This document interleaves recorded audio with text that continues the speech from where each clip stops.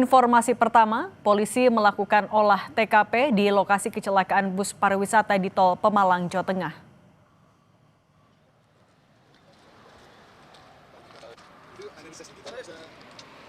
Olah TKP dilakukan di Tol Pemalang kilometer 312B arah exit Tol Gandulan pada Minggu siang. Analisis dilakukan menggunakan teknologi 3D scanner dan drone untuk merekonstruksi kronologi terjadinya kecelakaan yang menyebabkan 4 orang meninggal.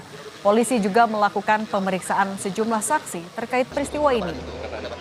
Dan untuk supir apa ada penetapan atau sudah bisa diperiksa? Untuk supir masih berproses, kita dapat akan diolah oleh tim TAA, Traffic Accident Analysis, akan mendapatkan nanti penyebab kecelakaan dari faktor manusia, kendaraan, jalan, dan yang lainnya akan kita cek. Berapa hari mungkin? Ya masih butuh beberapa hari itu mendapatkan hasil. Dan untuk supir apa ada penetapan atau sudah bisa diperiksa? Untuk supir masih berproses, kita sudah periksa kemarin, dan kita keterangannya. Mohon bantuan nih. Sebelumnya bus pariwisata yang membawa 34 orang mengalami kecelakaan di Pemalang, Jawa Tengah. Kecelakaan terjadi di kilometer 312B arah Semarang, Jakarta, tepat di tikungan exit Tol Gandulan, Kabupaten Pemalang. Bus kemudian terguling ke kanan dan menabrak pembatas jalan.